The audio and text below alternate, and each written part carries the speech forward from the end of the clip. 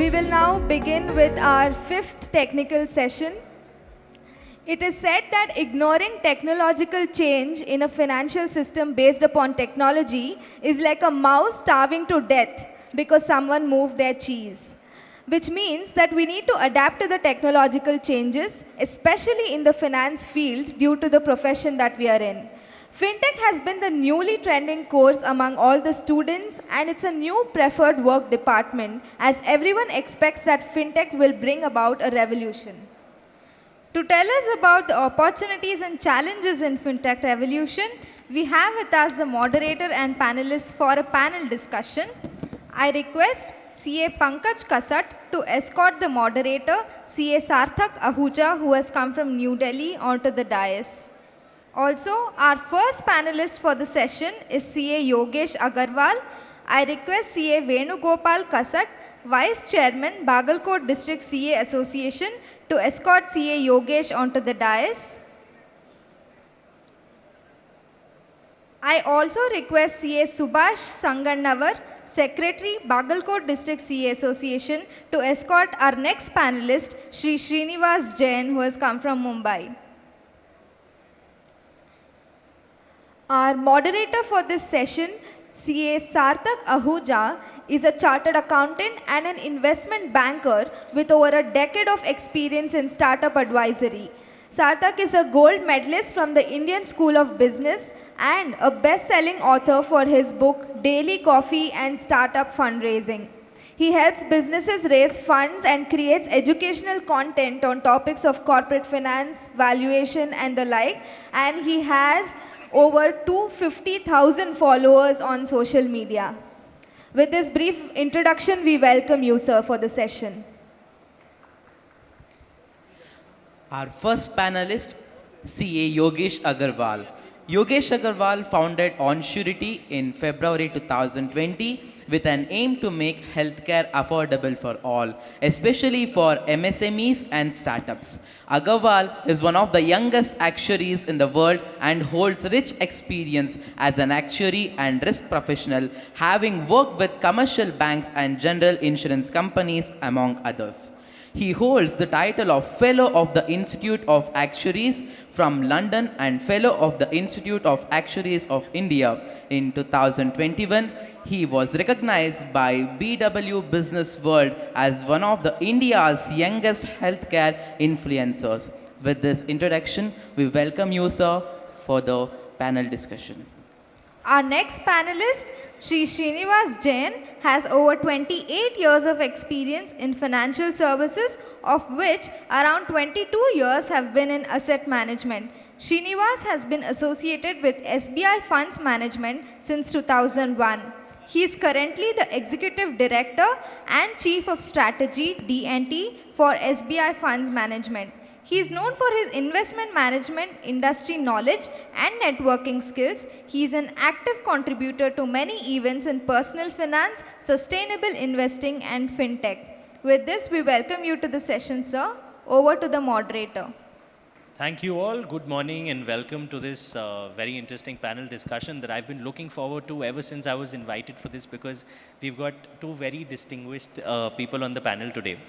And you know, whenever we think of FinTech, it so happened, basis the bias that the news has created over the past 2 to 4 years, is that we all just think of, you know, payment apps and apps which are solving for credit for different pockets of consumers. So there are possibly apps which are solving for Forex cards, you know, such as maybe like a Neo, and then someone else who's trying to say that, you know, BNPL has been a big word, and all startups are now talking about embedded finance, where they say that no matter which industry you're a part of, no matter which product you're selling, embedding finance or a credit solution in it is a great FinTech idea. They say that, but I feel this hugely discredits or discounts the opportunities that FinTech has in other spaces, such as insurance tech, such as wealth tech. So the idea today is going to be to look beyond buy now, pay later schemes, look beyond just giving credit to some other identified profile of a customer and speak on areas of insurance and wealth and how technology is disrupting all of them. The idea will be to also get certain inputs on, what kind of skills chartered accountants today can develop to not just serve these fintechs, but to also possibly build one such fintech when they spot an opportunity. With this, my first question today, of course, is going to be to Yogesh. Given it's very interesting, you're from insurance tech. We'd love to understand firstly, what does your company do? And give us some insight on why you decided to solve this problem or enter this space. Sure. So let me first introduce Onsurity to everyone. So at Onsurity, we are trying to build India first SME oriented or SME focused healthcare and employee benefit platform. Seeing the experience or in the past, what we have seen it out is that large companies or large insurance companies do not cater to the SME market very well or very efficiently. And these SME, because the insurance company does not serve them well, had become always an underserved. And effectively, they have never been able to provide the right kind of an employee benefits to their employees, and which had, at a certain extent, had created a limitation towards their growth. So at Onsurity, we are trying to solve that particular problem, had used the technology at a greater extent, had created a kind of a subscription-based model where insurance and non-insurance benefits like wellness and other employee benefits can be embedded into a single membership, and make this membership as a monthly subscription product so that it becomes highly affordable to the employers, which are the SMEs, who cannot afford like a upfront 12-month cost for their employees. So that is what we are trying to disrupt, that how can we make healthcare for the small and medium enterprises and their employees more affordable. And also at Onsurity, we focus a lot on the overall customer experience, and that's why we are trying to build a lot of technology platforms which are related to the claims experience for our product, so that effectively using tech and the experience, how can we create a trust factor onto the platform, which could enable the SMEs to then further start providing more and more benefits to their employees and create a vicious cycle for it. So that's how what we are doing it up. Okay. So Yogesh, what I'm understanding is you said, firstly, a lot of your traditional insurers do not want to serve the MSME market. And then you said, while of course we're going ahead and serving that market, on top of it, we're building a subscription model where I understand, their number of employees probably change or fluctuate a lot more. The attrition rate could possibly be higher. I'm only guessing. And then you said you're improving the end customer's claims experience. But on a fundamental level, firstly, why do you think the insurance companies, for educating the room, do not want to serve the SMEs, and how is it that technology has helped you solve for it? Is it a distribution problem? Is it a risk assessment problem? And what is the fundamental that you think you're going after? So the major problem why the insurance company did not serve this market, it was threefold. The distribution, the market is quite fragmented. Now if traditionally all the insurers had distributed their products through agents and brokers. Now for an agent and broker to go to each and every SME in a more traditional format may be slightly difficult because their efficiency or their cost of distribution goes very high. So distribution, it's not that the intent was not there, it was only the distribution cost becomes so heavy for everyone in the ecosystem. That was the challenge.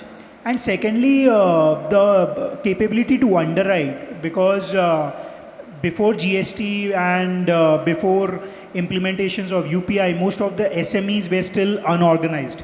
Now they are moving to the organized way of doing business at a more faster pace.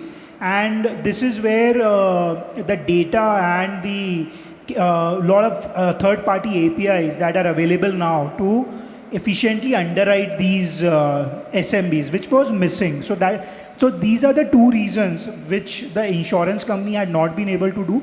The higher cost of distribution or lack of availability of structured data to underwrite the SMBs. But now with the help of tech, we know that this distribution cost problem and efficient underwriting problem can be solved for.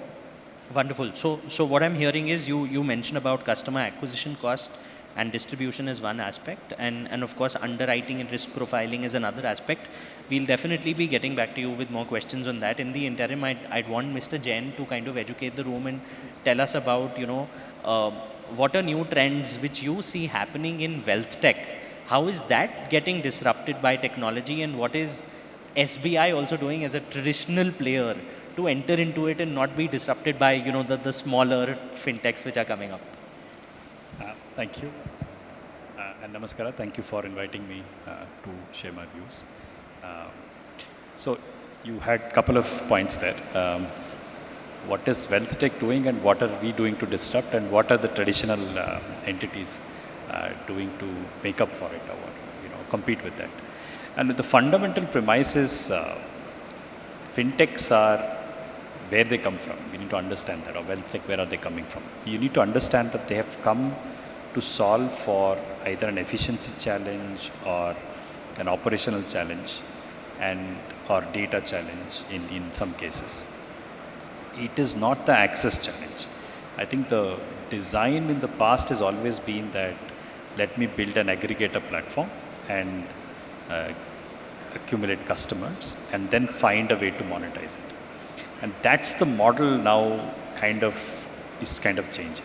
So the main change that I see is today fintechs are solving for real challenges, not solving for acquiring customers. I think acquiring customers, Indians, we've always had some entity or other. Look at State Bank of India, my parent entity. You can hear me? Yes. Bit far away? Yeah, bit a bit close. Is this better? Thank you. So I was telling you, so if you were to look at it, State Bank of India, which is now 200 years old, we have 450 million customers. So acquisition is not a challenge. I think the challenge is what do you do with this 450 million customers?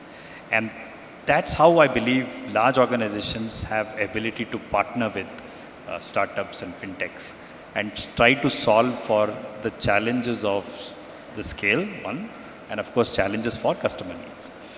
On the wealth tech, obviously India's, been pretty, the regulators in India from a security markets point of view has always had a very advanced understanding of aggregation. So we have a common KYC across the industry.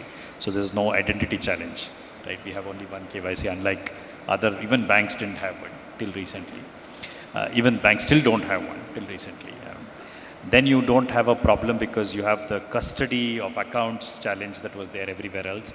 We have a single custody, which is basically a demat account or a mutual fund account, which is then it's not a big challenge like globally people are worried about.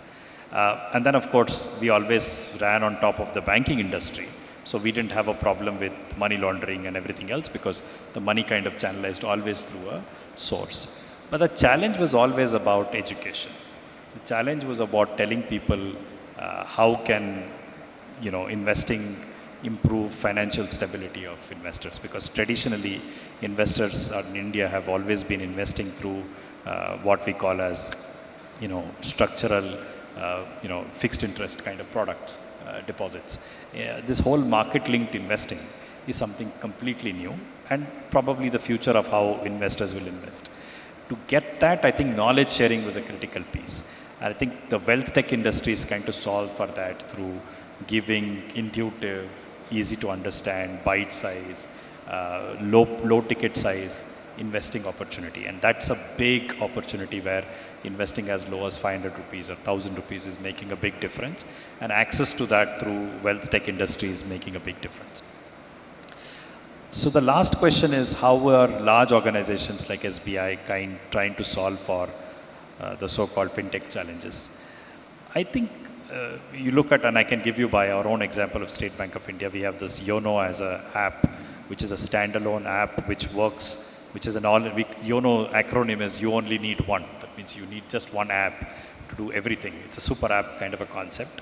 The idea was that banking customers need more than banking, and can we provide them wealth management, insurance, and now we have even e-commerce integrated. So you can technically buy a car on the same app, and you can take a loan on the same app. You can, to pay the loan, you can invest in an SIP on the same app. And then to cover that, you can buy an insurance on the same app. That was the whole idea. And we've been able to do that pretty successfully on the YONO app.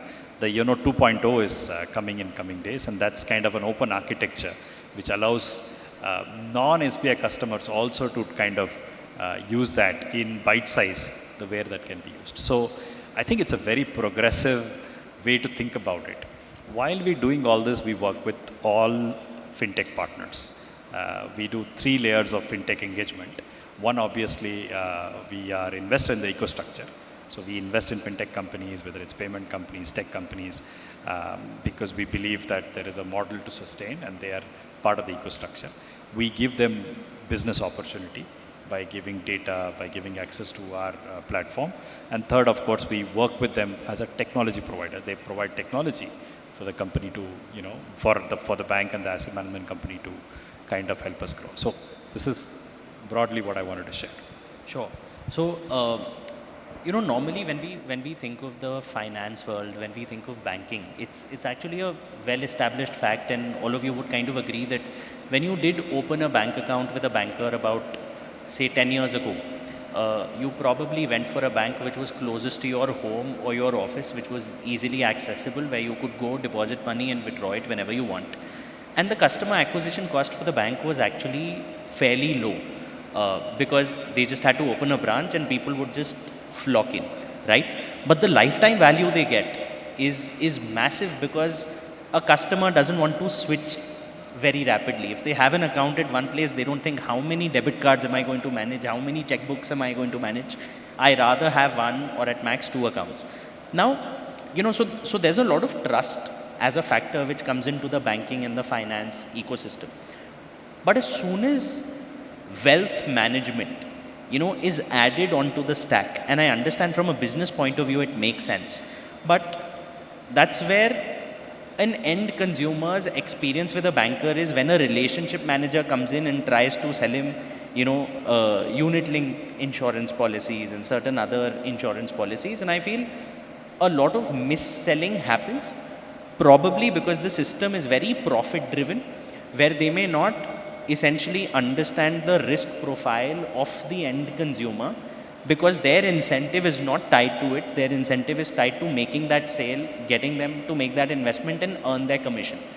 Which is why I personally feel wealth tech, in a way, the 2 biggest problems to probably solve for would be risk profiling for the customers, building education around it, and then also building sufficient guardrails to ensure that the system does not mis-sell products, because once in a wave, if enough mis-selling begins to happen, that also erodes trust in the entire bigger brand of a bank, where everything else is kind of at stake. So do you feel there's enough education happening in this space by banks such as by SBI, who've thought about it, and what is it that they're doing around it? And second, what kind of guardrails using tech do you think are being built in the ecosystem today? I think it's a very, very important question, but rhetorically it's a 2020 question, not 2023 question, because a lot of water has flown on this mis-selling stuff. Few things have happened.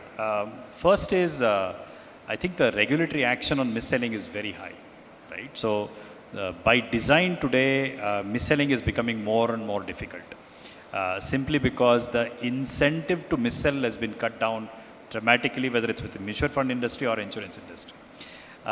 So that's the first piece, right? So obviously that means there's been significant change compared to, let's say, 4 years, 5 years ago.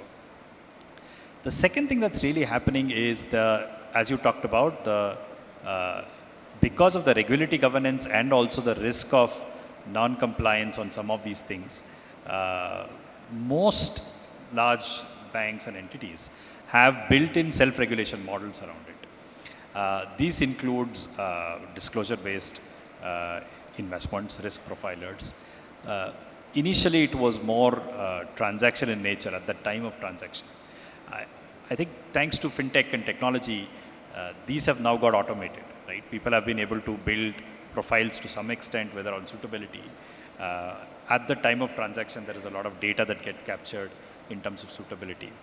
Third, on ongoing kind of a understanding. Well, I think it's very early days, the ongoing piece, but that's coming up. So the ability for intermediary or a financial institution to go and tell an investor saying there has been a structural change to your risk profile because of your cash flows or your your income or your risk that's changed. Maybe there is a change that you need to do to your portfolio. Now this is coming because of a new revolution called RIA revolution, which has come up with the new regulatory environment, where the contractual benefit of selling a product versus charging for a service is now gone, right? So two things have happened. Today, especially in the mutual fund industry, we have now broken up business into what we call as mutual fund distributor and a registered investment advisor. So the registered investment advisor doesn't get paid from us. So there is no more embedded cost for them. The product also that's been bought by a registered investment advisor is also a low cost, a relatively low cost product.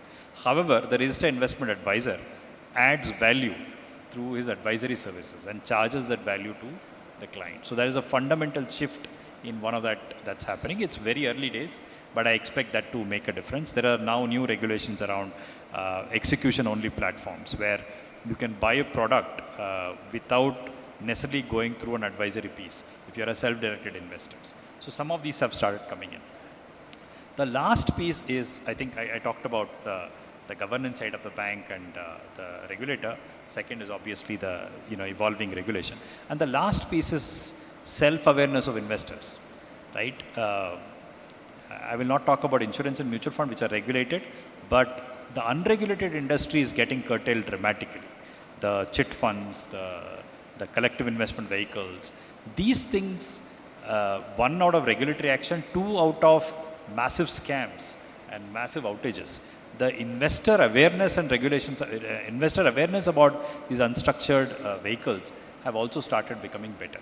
So I feel this is early days, but I feel we are in the right direction around getting this fixed.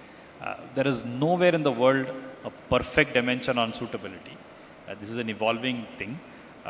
We have this whole SVB event that happened last week, which only tells you that no regulator is perfect, or no way people would have said putting all the money in an SVB bank, they would have lost all their money. And thankfully, they've not lost now, but there was a period where we thought, everybody loses money there. So I don't think there's going to be perfect, but I think both industry, regulator, and of course the investor behavior is kind of trying to catch up to these gaps in the system. Got it. So, in fact, this also brings us to the fact that, given you manage funds at SBI Mutual Fund, and given the sheer number of accounts that SBI has, it's almost like no matter what movement happens in the FinTech industry, where any founder comes up with a new novel idea, eventually the SBIs and PNBs would say no matter what they're doing, we can always throw in the money and, acquire them. And so no one can really disrupt us, because the compounding over the years has just been so massive in terms of users, in terms of infrastructure, that it's very difficult for anyone to kind of match it today. But if you, now having seen this side, do you still feel that FinTech founders have an opportunity to be able to really disrupt this market? Because by the sheer size, the change that an SBI would have to bring about, or the bureaucracy within the system to kind of get approvals on, new changes and building new products, do you think your strategy would be to just acquire these new FinTechs, or in certain ways, there is still an opportunity where you would probably want to start a FinTech which you think this is something that an SBI would never be able to compete with me and I can really make money? It's a very good, also a rhetorical question, but I'll answer. I think Okay, let's step back again. What does SBI does better or SBI doesn't do better? Or SBI is an example of large organization. Brands have been built over decades. Customers have been acquired over, and SBI is a 200-year-old entity. I don't think there is a shortcut to that.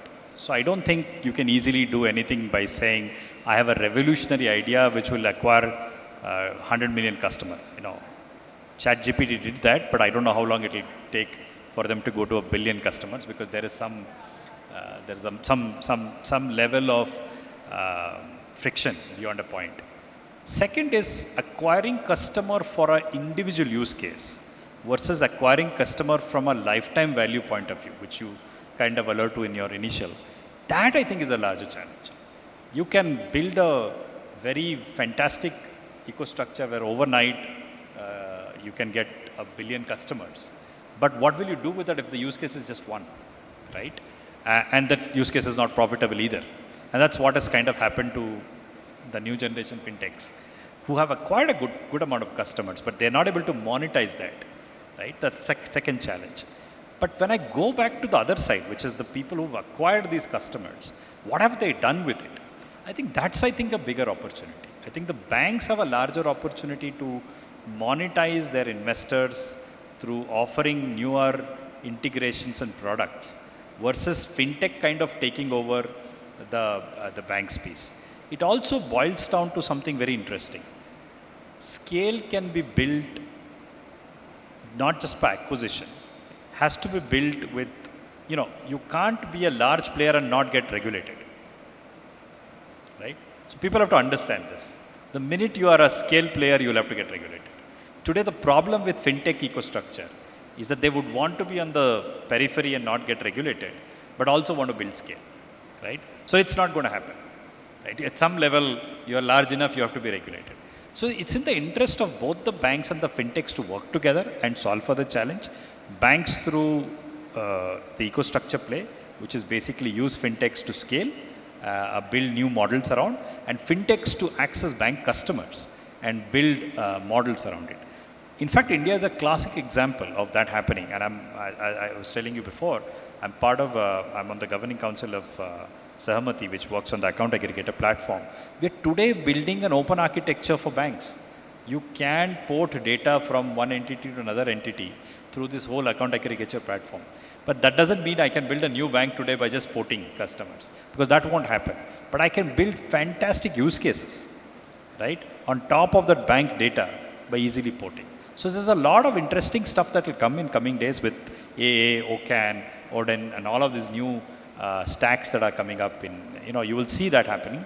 But to answer your question, these are not mutually, there is competition at some level, but I think these fintechs and traditional financial institutions will continue to survive and do better at what they're doing already. But they won't probably step on each other. The minute they step on each other, they will either become a bank or a fintech. So, very interesting. What I'm also hearing is that, whenever we speak of valuations, or we as, accounting professionals and CAs kind of advise, founders on what should be the value of your startup. A lot of times, and this has been over the past 3-4 years, the value has been attributed to the number of users and number of engaged users they've been able to get. But if the most number of users and the most number of engaged users are with entities such as your SBI, at the end of the day, I think a founder will optimize for the fact that, okay, I have to grow my valuation to the extent that this is my target valuation at which I get acquired by an SBI, because they won't buy me for the number of users I bring, they will buy me for the tech stack or the solution I've built. So there will have to be a breakup of the ideology that your valuation is with respect to, in fintech, is with respect to the number of customers, but is with respect to the what kind of tech stack have you been able to build which solves for efficiency.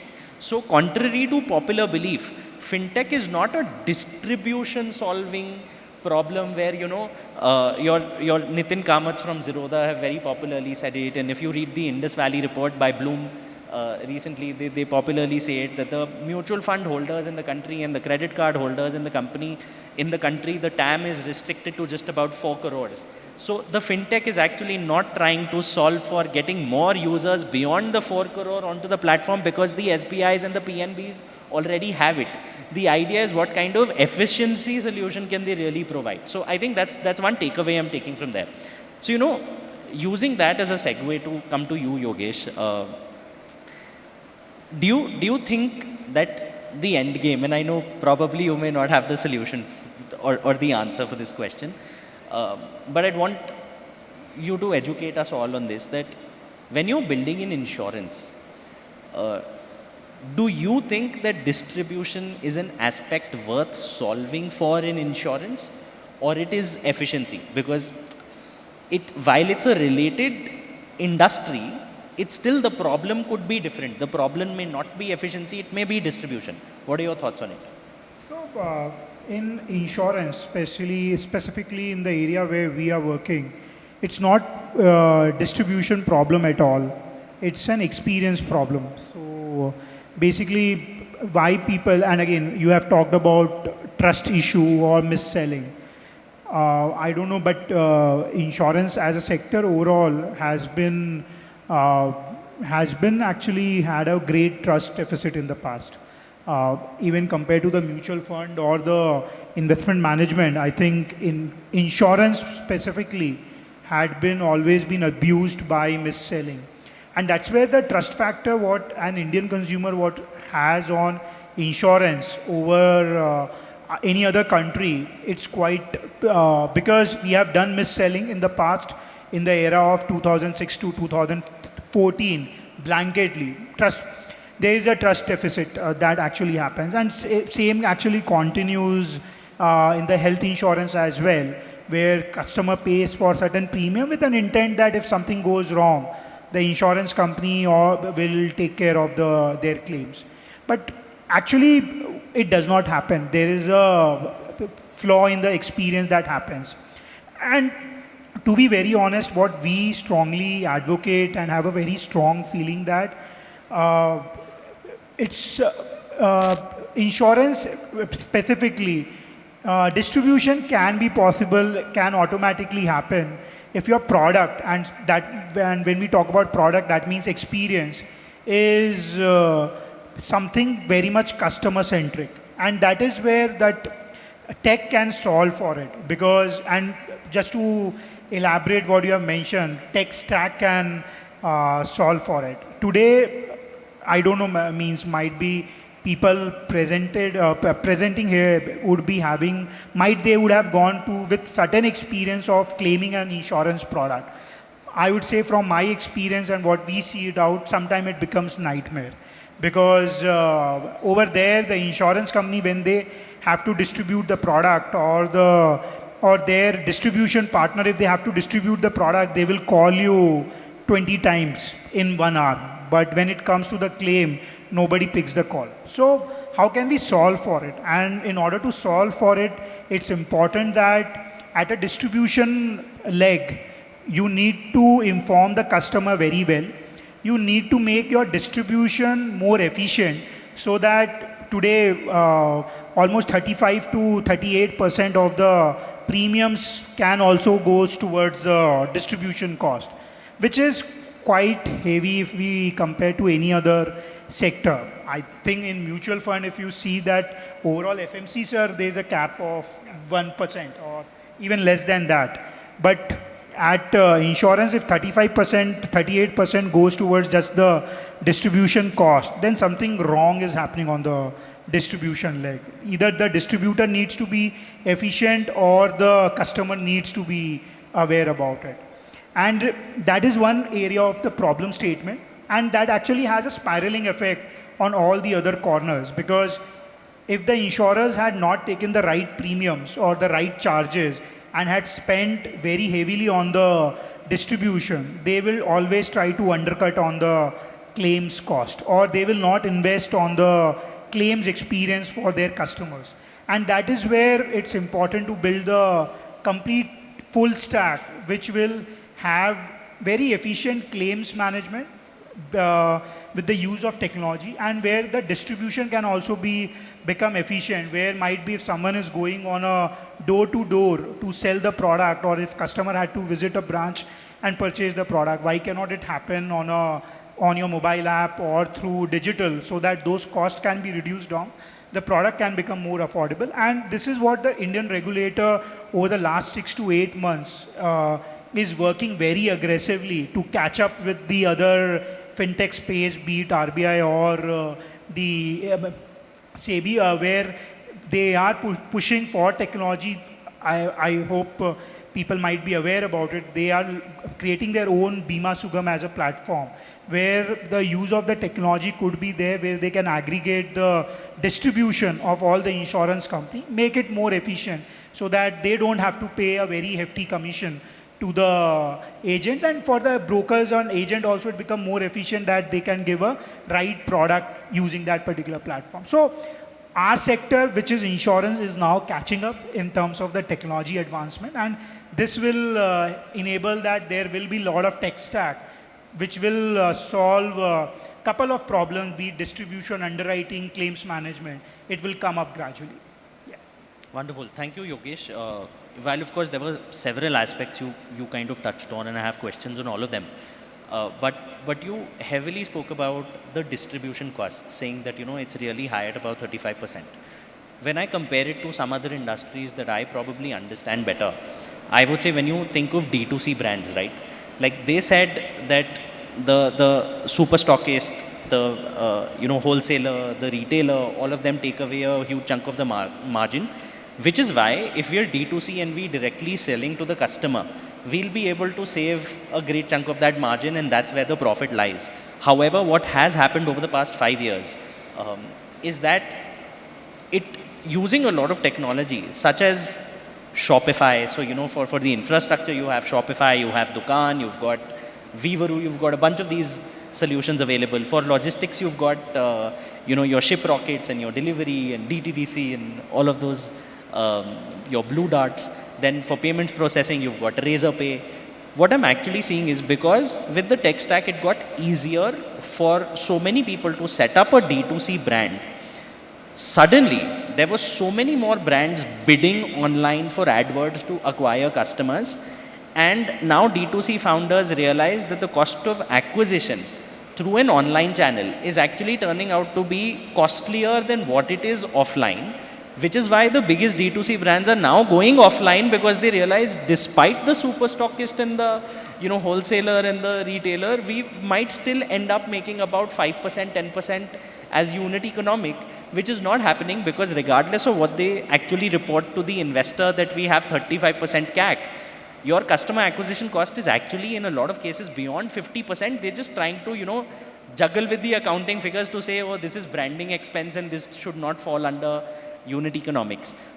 With that, do you think even insurance, given this is early days and there are not a lot of players in insurance right now, at some point, even solving for distribution or customer acquisition online, it's going to reach equilibrium, and one cannot compete with the banks which have an offline infrastructure. So if in the entire D2C ecosystem, companies such as your Shopify and your Razorpay are the ones, B2B SaaS, which have actually ended up making money because they're on a subscription model, the market has grown for them and not for the D2C brands. So in the same vein, do you think even in insurance, like a B2B SaaS product is going to have a more, profit-making opportunity and not someone who's trying to solve for distribution? Yeah. So at least in the insurance, and when we talk about stockist, super stockist, see, when we talk about any kind of a D2C brand, and specifically that is a merchandise product, where actually there is a physical product that is involved. Super stockist, when they take a 35 to 40% margin, it's not only about the margin that goes just on the distribution of the product. They have to block their working capital, they have to build a stock inventory, they have to serve the local market more efficiently. And that's where the big brands like HUL and P&G had gone into the stockist model. And for those particular products, the offline distribution still works. But when we talk about insurance or any financial products, specifically the financial product, typically there is no major contribution, if I could be wrong, but in terms of how we look at it, major contribution the offline world can do it around, except explaining the right product to the right consumer. And this is where again another layer of challenge comes around, that those explanation cannot always become the right way, and that's where it opens the Pandora box of mis-selling. And this is where, when we talk about only the financial products, to be very honest, how we strongly feel it out is that might be initially the cost of acquisition may be high, but if the persistency of the customer to continue the product keeps on very high, then the lifetime value automatically becomes high to cover that higher cost of acquisition. And that is where all the investors also see those metrics. But of course, on the D2C brand, be it like your lenses to specs, you would have seen Lenskart of the world started with the online distribution model, but then they completely shifted to the offline. Over there, still the presence of the customer would be required. You need to keep stocks locally. But in the financial product, be it like mutual fund or any kind of a wealth tech, what consumer really requires, more efficient value, what they are actually getting it out. They effectively, most of these products are now becoming a commodity, completely standardized. I don't think so when we talk about insurance.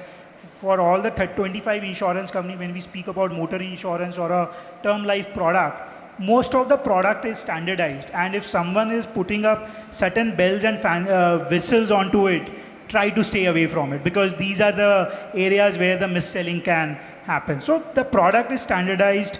The education can be done through videos, through right custom consumer journey online. And this is where what we feel that even if a slight offline presence could be required, but the journey of the consumer subscribing the product needs to be digital. So for example, I can again give you one example. If you would have recently visited an Airtel service center, they will not collect your documents physically or do anything physically. Even though whenever what you ask for, everything will happen on their iPad or a machine, because they have removed that kind of a process. And the only one of the main reason why they remove that particular process, to avoid any kind of a fraudulent activity that can happen, or just to make it, it's not only about the efficiency, it's also about there should not be any person who, without any unauthorized act, can take a SIM card of anyone. So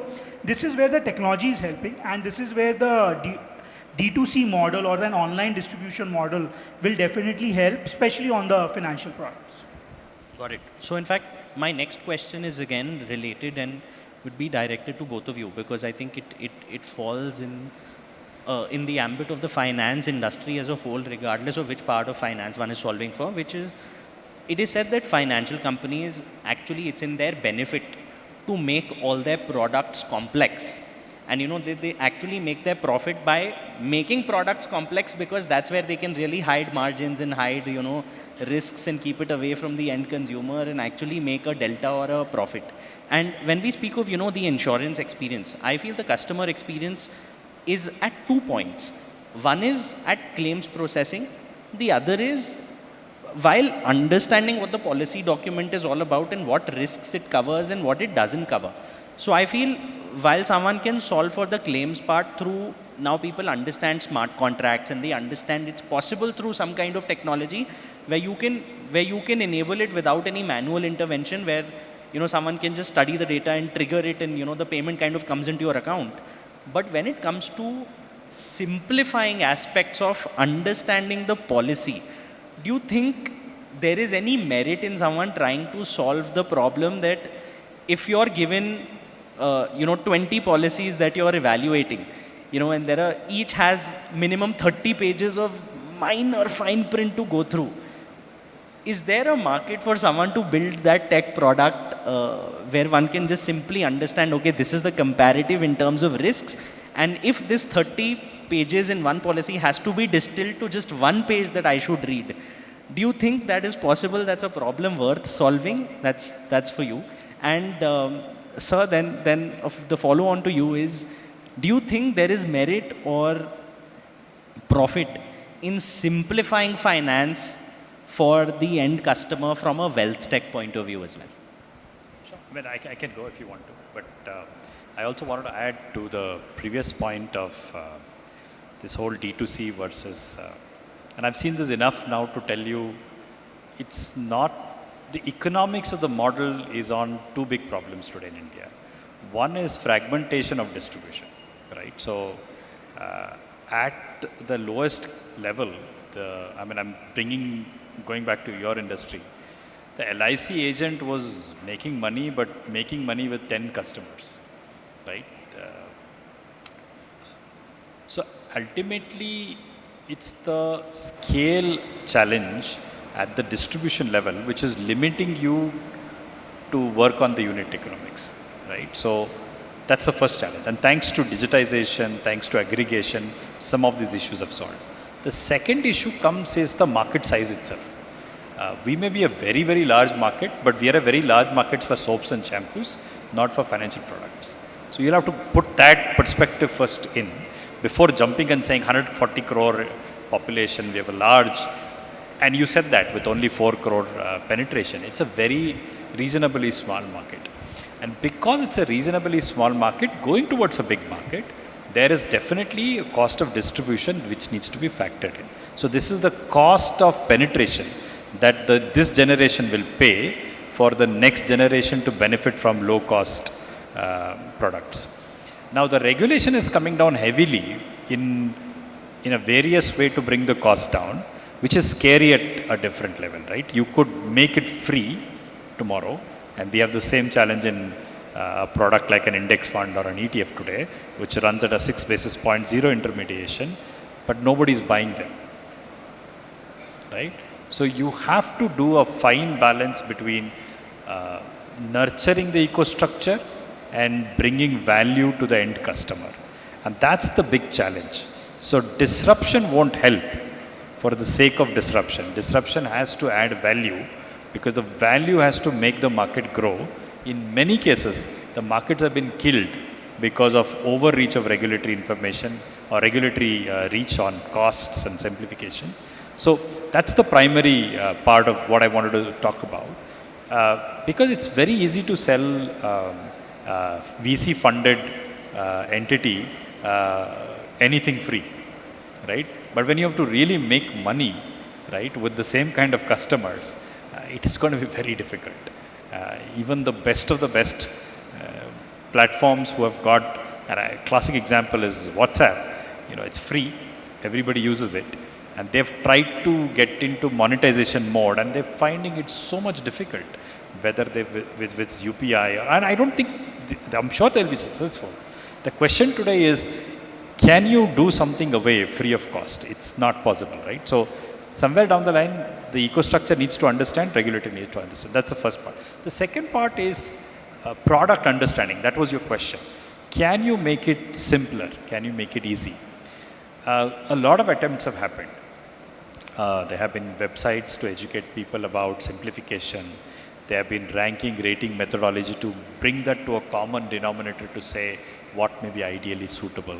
There are now RIAs who actually pass through these informations and make it easy for customers. But the basic problem with finance is knowledge at the end customer. You are bringing it and talking about wealth management insurance industry. But do you know when you sign a housing loan, you sign what kind of papers? How many pages of documents you're signing? It's the same problem across board when it comes to financial knowledge.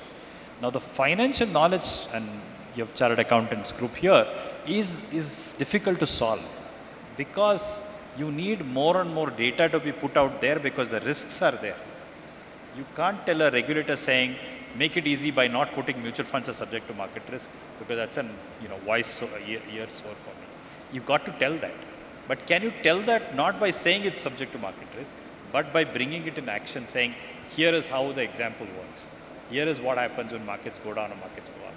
That is, again, a very generational reforms that won't happen by overnight somebody trying to say, in one line I will tell you what the proper product proposition is, right? And today you have this whole challenge with ChatGPT of the world, which can parse a lot of these information that are there in document, but cannot answer that in one line, right? When it answers it in one line, it's usually wrong, because it's complex for you to answer that in one line.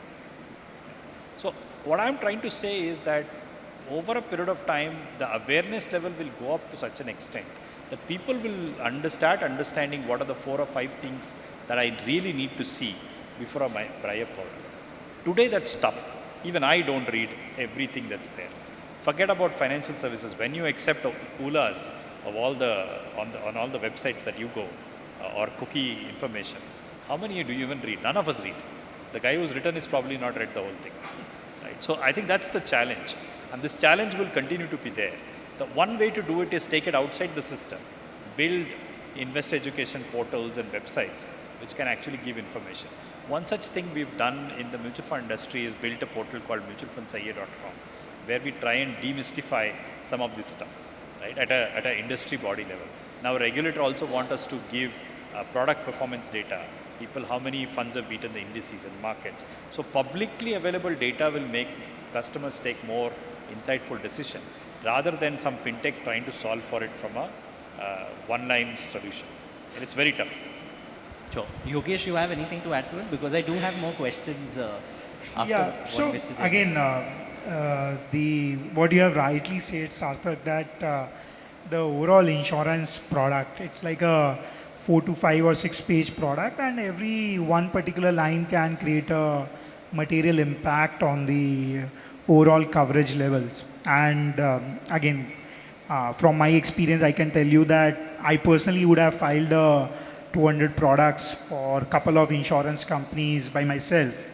And to be very honest, all these wordings that had always been there was not actually being made to make the product customer centric, but it will always be there to protect the insurer's balance sheet or just to risk protect them.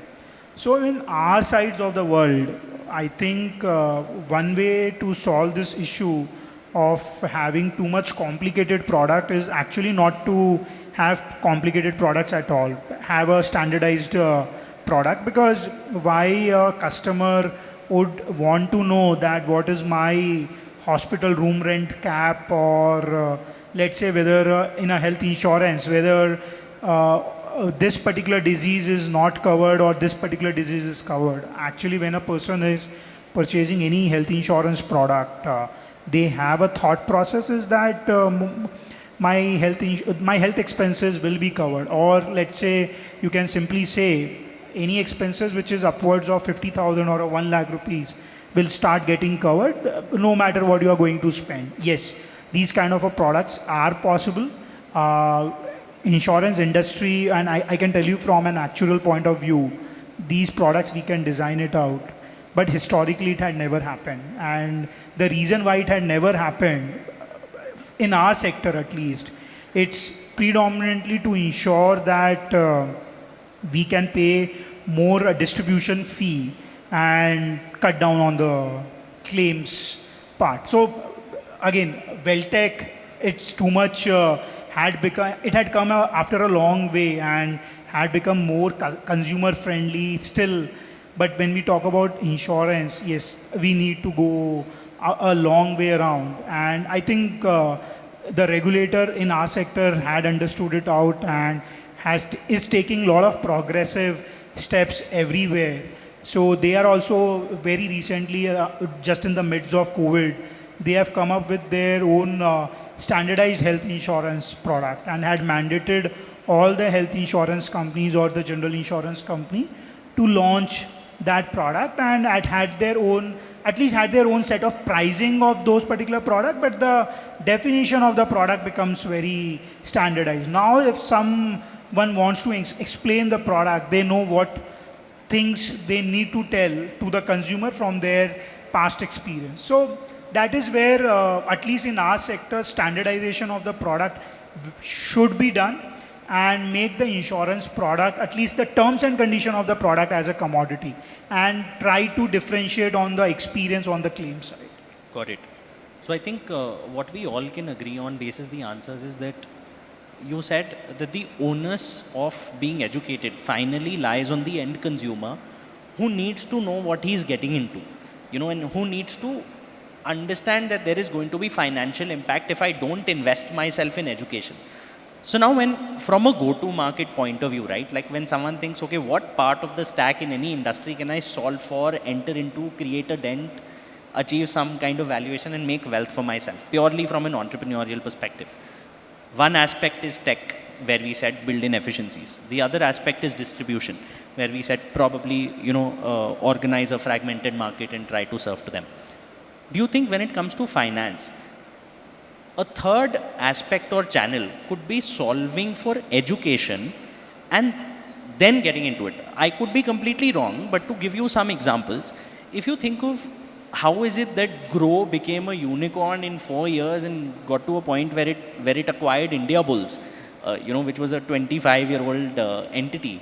And if you ask people from Grow, they'll tell you, while of course the product is amazing, right from the first day itself, they realized that to capture the market and to build trust, which is so important, they had to start a YouTube channel and get to several million users, upload multiple videos every single day, just educating the customer, because they realized, the customer doesn't understand it. If we can explain it better than anyone else, invest in that, we will build trust in our brand, acquire them, and also solve not just for distribution, but for a higher lifetime value, because we build trust.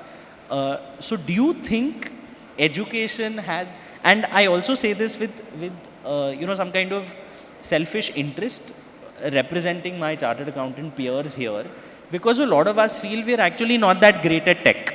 So, how will we solve for technology? We can't take on a CTO role. We will need to find someone else.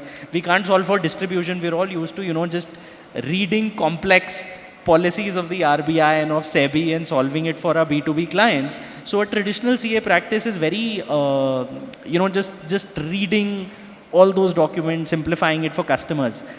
Do you think for CAs to enter into FinTech, education could be a route? Yes or no? What would be the pros and cons? No, I actually believe this is a fantastic opportunity.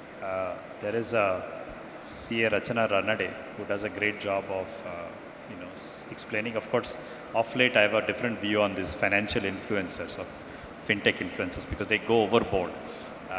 But the demystifying finance, demystifying investment is a great way to start building an ecostructure. You have another great portal of Zerodha, which does a great work in Varsity, I think it's called University. So they've all built familiarity of products through an unadulterated or undiluted content, which is not content meant to sell their services, but content to educate people. Historically, contents were getting created to just sell their services. Today, this is another way around. People are getting educated, and that's a great way to bring, I see this with, and I was talking to a chartered accountant friend this morning when we were coming here. They do a lot of these Zoom sessions with their clients just to keep them updated. You guys do that post-budget just to demystify, even whether they're consulting with you or not. So this is the best way to build engagement, best way to give information. And I'm sure when you give information, the curiosity of doing transaction with a chartered accountant will go up. And then I think we are in a world where there will be a reels which will give you 1 second or 10-second think about information which is meant as a commodity. There'll be a wealth manager or a chartered accountant who will spend quality time explaining what is good for a customer. We will have to live with both.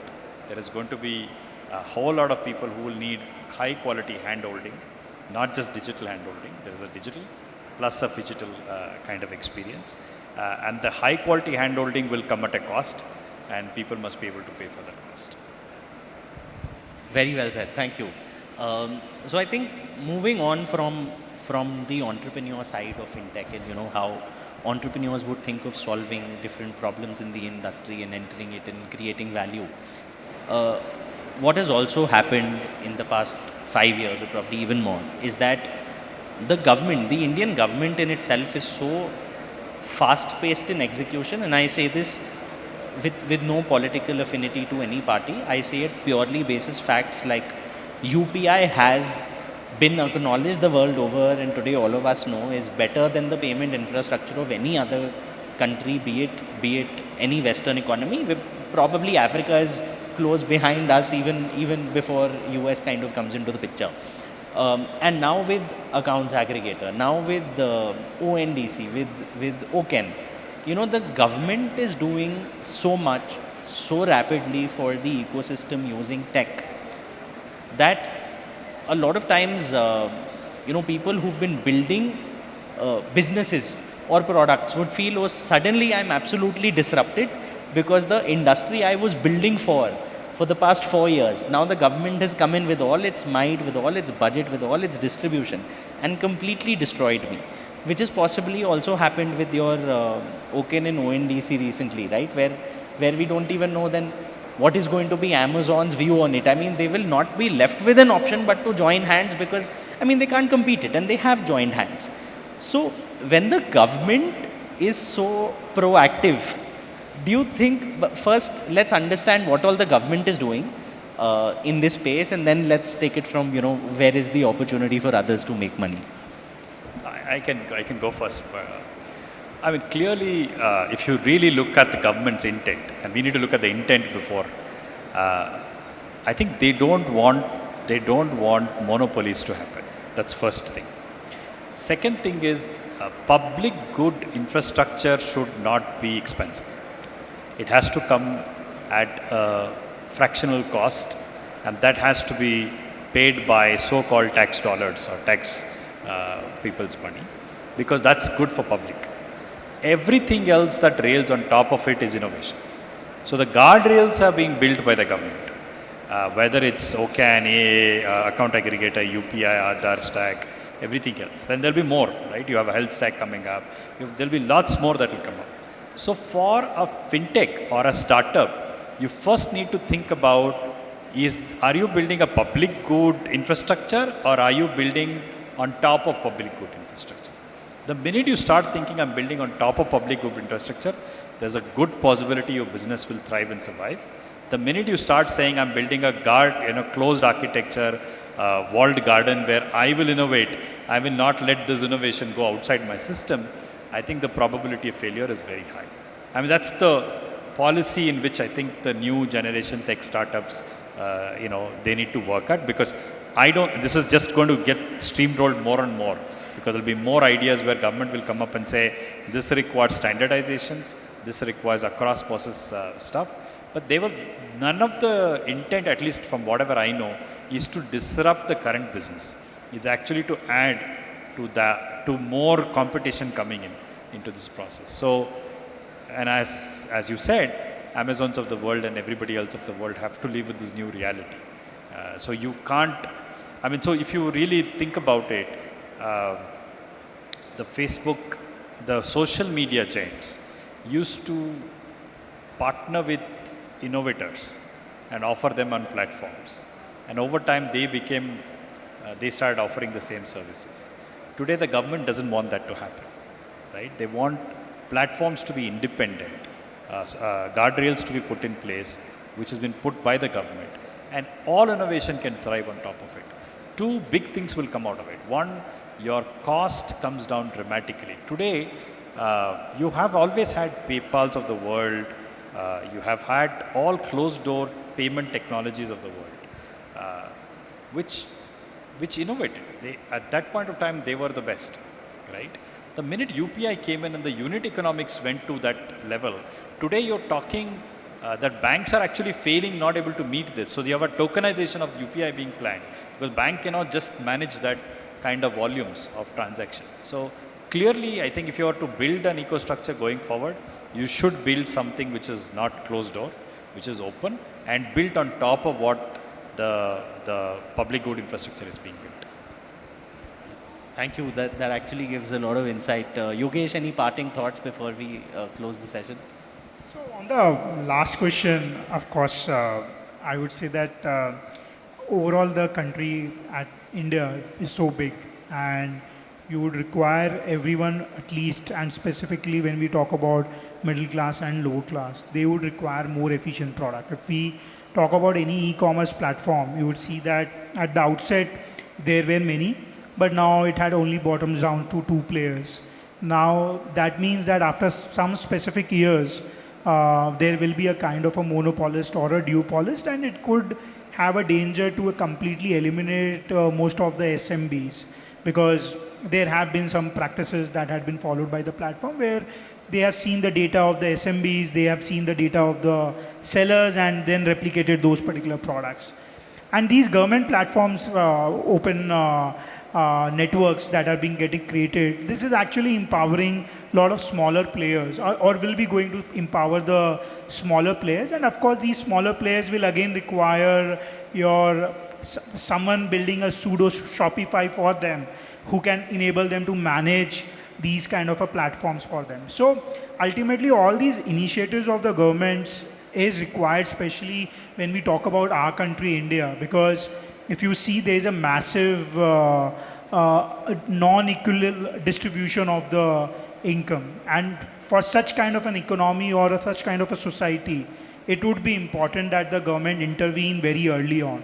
Similarly, on the edtech side, there is a dire need, and specifically if the government is spending so much money on government education, why can't we standardize it out, make the same level of content, and then spread those content across the most remotest corner of the world, of India, where then government does not even want to go and inspect whether that tutor or the teacher had really turned up, or what is the quality of that teacher. So definitely for a society like India, these initiatives are required, at least on the e-commerce and education, and specifically on the financial products as well, so that there could not be any kind of a monopolist or a duopolist can be created, because then it may create a danger that the smaller guys like SMBs or CA firms, how they will exist if these kind of norms would not be created.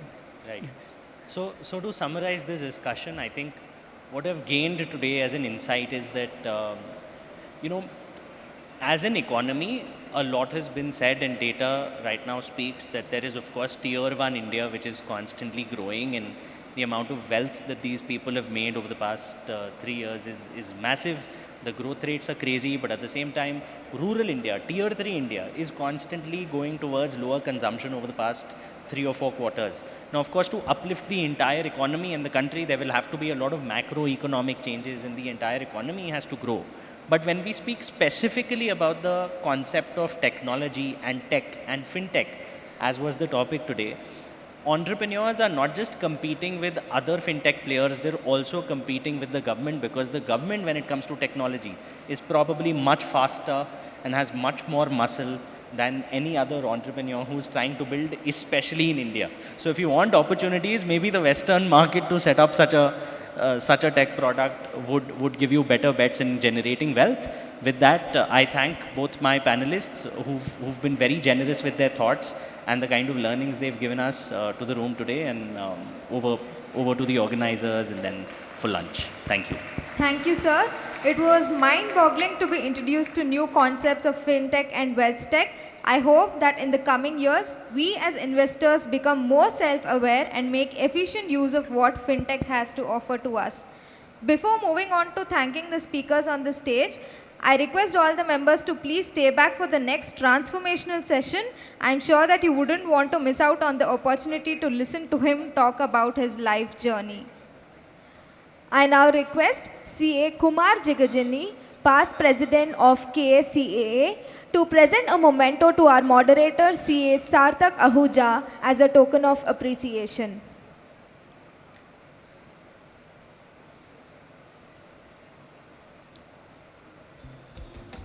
Dear members, a huge round of applause for our moderator here. Thank you so much, sir, for keeping the session lively and asking thoughtful questions to our panelists. Of course, comes along with your experience in the startup finance area. I next request CA Vinay Kulkarni from Hubli to present a memento to CA Yogesh Agarwal, our first panelist. Thank you so much, sir, for adding your thoughts on FinTech from the perspective of insurance companies. Further, I request CA Siddesh Gaddi to present a memento to Shri Srinivas Jain, our second panelist for the session. He has enlightened us on his thoughts about large organizations involved in the funds management. Thank you so much, sir, for your contribution to this session. At this juncture, I would like to recognize the presence of our Central Council member, CA Kota S. Srinivas. Welcome to the conference, sir. Further, like we had announced in the morning, we have had Ask an Expert sessions with our experts who were available to answer questions of our members. So now we would like to recognize their contribution to the conference. First, I would like to call upon stage CA Vijay Patel, Secretary of KSCAA.